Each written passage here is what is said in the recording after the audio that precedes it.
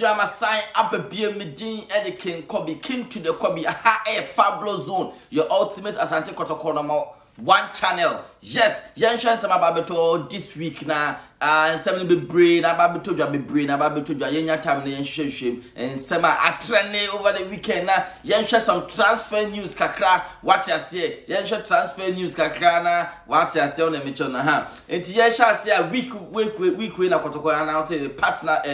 the new jerseys are babato job, the new era jerseys, abato job, man for cancer be brave, fahon, or mama ya so and na, it be said in a Kotoko de for a picture boom, and Basa no maka but we dey akotoko yetim near yetim what I say week we answer akotoko announce say because Turkey and I akoye pre-season no and only the two major announcements akotoko officially Friday omo launch no Thursday omo launch program no ewa Accra Sports Stadium. So we are in for more news this weekend and next week more announcements by to biara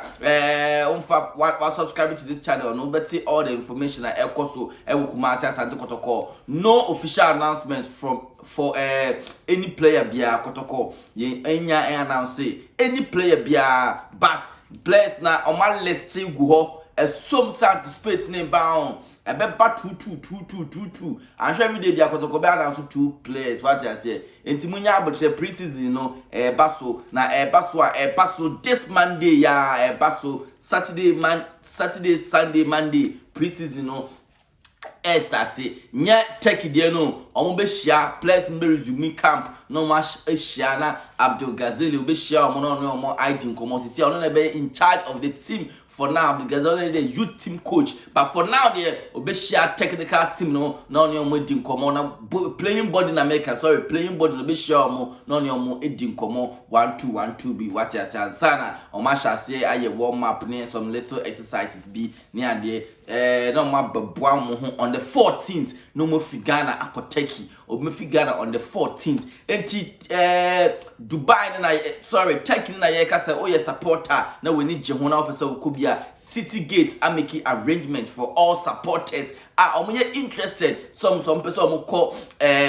Turkey ni be Kotoko pre-season 2 weeks no. Everything the BI is sponsored by City Gate until we are supporter Unya register on the Fabu census okay $2,700 $2,700 but so why register Fabu census you get a discount of $200 now for kaho no so bet you $2,500 that's for more register for Fabu census no a free hop pay na say also no ubi bia City Gate ebe fa ho ka be bia obe die diane a obedi Kotoko match bia obe ko training omo ye training na obe ko akwohwe training ni bi what you say into beti kwa twetwa pictures with the players head coach ne bibia until this weekend we anticipate na ye hwe bi enim but em say 1-2 bi nti no ma holding on e bisa na so ma holding on o ma fa anticipate number o mo toto ne o ma nsa anticipate no o mo de abehwim sponsorship deal so enam kwan so eba no so no mo de ba abehwim den Kumasi Asante Kotoko no they are focused mo bia mo nyoma na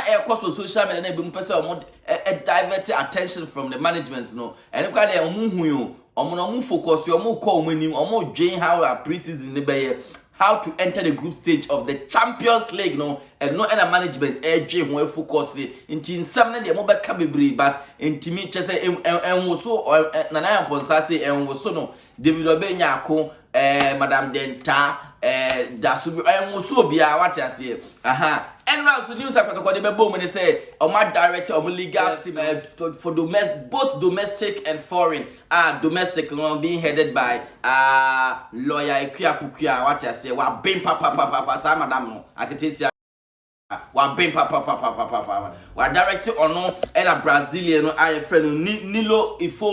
Nino Efori no ono ma director omo say omo mienu omo hwe Richmond Lamptey case ni na omo hwe how be ye de be cars na yetimi ebiti omo what you say sa Brazilian no I friend no Nilo Efori no ne track record dey super papa ono de cars no wa kwa we di bimbebre into hwe na wa I say he has won over 25 cases at cars what I say, 100 cases at FIFA and 500 case at basket habitual tribunal. Any track record or about the Brazilian lawyer now, or the head of head of legal international no or no and as na ba besin na so madam Pokia omumi no ombe join na omahye say which will lamp case no ye de be cast nti ye ndra kotokoda no make announcement say sia no omo de asem na ama omo lawyer for so omo hwe case ni na hwe how best I meet me aboa Richmond Lamptey because Richmond Lamptey asem ne de en transum papa say set or say ohun say wa tro bibi egu paper so na then hu asem ne ti ne nan ne ade hu hwe no an say 2.5 years kwada kwat na fie because say tro bibi egu paper so enti no omo de ebufu enti ye de asem na ama ye legal team so omo hwem omo hwa asem ne mu ye what you say enti na madam Pokia say on so catch the GF for say ruling am the buy no explanation ne details am dey really against Richmond Lamptey no monfa sa ruling ni emra nchechire mu am man say enti na say Richmond Lamptey got na fie 2.5 years no monfa mra na yenso yenhwe nti omo de ni nyina afo de ama madam Pokia and madam Pokia so afo de ama Nilo Efori no head of legal international no afo de ama no omo chance hwa asem said the beya ometimi ade eji Richmond Lamptey a free system because management GD say asem no ase enshada anye papa enye clear papa bi mi GD say Kotoko wini case we Richmond Lamptey ne ban no eso beti say who ahwekwa no mama no 1 month ban pe anaso po so mbe yie fi ho kra wo de menhwa de mmehu de besi what ase nti de tie no Kotoko no all those Richmond Lamptey no mo Kotoko no okoye sa okonya sa problem no but that problem abeto no wabra Kotoko de ye nhwe ma ntina ho sa akwa what you say ye nhwe ma Richmond Lamptey ntina ho akwa say o player wenya injury wo be hwe no all those on mount services bia but o ka team no abeka ba oboko no nti onya injury kra wo be hwe no nti we no asem na ato no ye be hwe ma hu say be yi na fi asem ni ye force ara sa nye ye dia fine but we make an effort say be yi Richmond Lamptey if we sa asem ni ye tie ho no ye hwe nsem so a eto aso akuma asa Asante Kotoko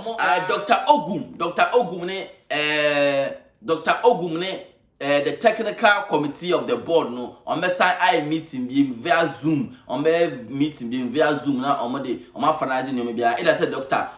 Ogum be resign and Asante Kotoko be sack no because board members need be quite ready say oh yeah on sack no board for a typical one to say Dr. Kufiaba or say on sack no na the compensation the crown ko betua the compensation no on ko betime ni bottom skadi tua no say ye kwana kwata ntimi no nya adwuma biem or say on sack Dr. Ogum na compensation wo crown no betua sa ska no enti no de yakoba no aso Dr. Ogum waso aishu papa and now so news be ba say Ibrahim Moro any Danlad Ibrahim omakonya deal ewo Sudan Al Hilal na deal no de wo ni modu ankasa modu about $10,000 any salary or bit your every month each player Moro ni Danlad $10,000 every month all the bagger is schema 80,000 cedis every single month 80,000 that's 800 million and a bit your every month into no ama deal no chale e be din say bit maintaining these boys no because Danlad say I can just 6 months I want a contract so Ibrahim Moro so I can just 1 year I want a contract so and na football so unya 6 months per see boss man ruling obetimi ne team fufu asha see edi nkomo until team say Danlad o ho kwan so ne dan e4 no e be di nkomo nti nkomo di na kwa chire Kotoko na e be giska no e say ton one thing about 6 months money and the go free into the beton and there's Al Hilal for the my ready so mutual 300,000 cedis each for each player so ma be fa amount about $600,000 so some be fa these two players Obibeka say ye hear more but contract in the akanistra until ye hu na one turn in tema o de sara o ma ko free because 6 months there obetimi atena so you remember on turn or bebo e do here ko free on sign sa na be what I say enti ya pese ye hwe players no de omo ko ene de omo ye de omo eba ye steady team ni din ahwe ya stras ya hwehwe omo beko enye likely say Kotoko betimi hold on to them and you like the Kotoko bit me hold on to them, you know. You're making some list, now what's your list now? Danlad Ibrahim, or no other go post more, or call Danlad Ibrahim, be call Kwame Badi on the contracts, nine and so don't put you on cut him on one sign, and so on cut him on into the Danlad Ibrahim, Kwame Ba, Ibrahim Imoru, on also be call Ibrahim Moru, super call. Sorry. And I Christopher Netting, no, all those on coy, but I can't. The contract was like 6 months, a bit with December. Christopher Netting's contract be December. I was able to call fast, now you're torn. Into me, I know, say Christopher Netting on Beton. I can't 6 months, none of the contract I end into a like to Beton because on person be renew, on also person too quiet, no figana. Until I'm you deal be a man. Do no, I believe say be drew hono, none, do not fat now or call. Christopher Netting so dear no. So far the young team be about fan, but they are working for him to move. So they are going to be every Christopher Netting. And also come home. You are Solomon Safi Taylor, on also be called you are Emmanuel Kayeke, on also be called Emmanuel Sarkodie, on also be called you are Samuel Apia, on also be called you are Mbella Etuga Frank Thierry, on also be called into a say 1, 2, 3, 4, 5, 6, 7, 8. 1, 2, 3, 4, 5, 6, 7, 8, 9. Until about 9 players. And Omobeko. And you could say, now compare some to transfer list. So, but I say last season, when you're injured throughout, into I say they are not being fair to him. They didn't give him chance to prove himself. Into no, one person must have considered for another season. And you could sorry, see, Emmanuel. And the community situation is on person man another season, not to be proven on home. I answer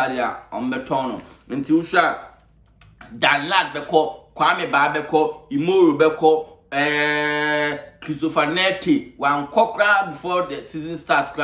within the season, no, or beko, Safu Taylor beko, Kayeke beko, Sarkodie beko, Samuel Apia beko, Mbella. And so ebeko near tie ewo ho eno no enti yaka say the answer players so omo ye de omo bakumasa Asante Kotoko the incoming no yaka outgoing you know yaka incoming no so no list no enie we mu say no they are almost done deals and nyina no e betimi akesi ye bo say omo players we no omo beba kumasa Asante Kotoko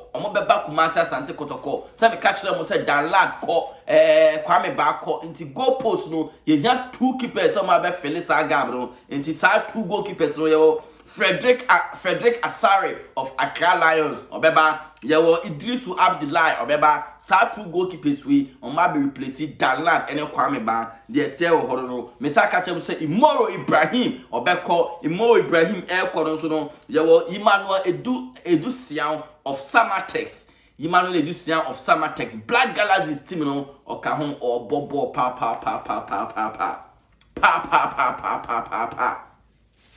or no so or no baby replace Imoro but sister another player be from Kotoku Royals now me kind say one friend Joel Boatin onim free kick butter Imoro na pepe onim free kick bopa Joel Boatin me Joe Boatin but also captain no also or Kales no and sha Imoro kwa mbeti mini sa player na there but because of Patrick Asma what I say hey outgoing come for Patrick Asma and ka outgoing Patrick Asma ka outgoing no outgoing Patrick Asma ka on into left side no I 2 players Imoro and Imoro Charles Owusu and Patrick Asma Charles Owusu the Obeka he doesn't have problem being at the bench and I'm on replacing no Emmanuel Edusian and Joel Boatin so yatini din Joel Boatin of Kotoku Royals in Timon Shannon so sanet ye e wo ho 2007 so yawo Evans Osewusu of Tema Youth on also Obeba Winger nkomodidie ni eduechire entiane say heart of folk on person mu see echi na mo kofa sa player no Emmanuel Evans Osewusu heart of folk person mu see echi so na Dominic Nsobila on also oba about 95% done Dominic Nsobila of Accra Lions on also but David Abagna of RTU on also no and Asante Kotoko come on omuni ne du edi former Ashgood player and say no RTU on also Kotoko nkomodidie no edru nenim on also bet or baba be cat him no that is David Abagna so na Stephen Mukwala, Stephen Desi Mukwala from Uganda, and also Babekati Bobukuno, on the done deal, completed, sealed. What I say, and Indian society, and I also right about right back when I Christopher Neti, Samuel Apia. Omumi onuna like iso mbekono Michael Ampedu of Lagos Cities ono so no on baba be replace sa position ho mu Christopher Neti me say statistics ni kra onwie because of the contract no on person move out ono ni body pan Ibrahim Moro. I swear Ibrahim Moro kwa Christopher Neti ontimi mo ball na kuma kra be fit him because ono Ibrahim Moro there omo no my say we know omo me no ara mo twibom nti it's like he say Christopher Neti be call nti okwa position hono ye hia obi a tried and tested what I say oba be call get in Japan ho nti e be ma Michael Ampedu of Lagos Cities obobo Michael Ampedu obobo ono obeba be kasa position oba be place nti the say so e wo ho nti apart from that no so another done deal and so beba so Alien Thierry akono nti ono say no so no obeba be katim no ono no ni position no otimi bo as the main striker otimi bo as main striker obo one top but at times otimi back no abebo as the number 10 position no the tell horo no nti ono betimi aba because of Richmond Lamte case na ye hu de ekọ no ono betimi aba chire sanso na Fabio Gama de okọ Fabio Gama kama fananka mo ko no because ono kwada da ntino mi refi no Fabio Gama and Patrick Asma amuka outgoing no nti be ma outgoing no about 11 players and ebe call and incoming so no you 1 2 3 4 5 6 7 8 9 10 11 about 11 players na beba 11 go 11 come they tell about Kumasi Asante Kotoko yemfa munsi ase de be si bi anse mama so ate aha fabulous zone for porcupines by porcupines.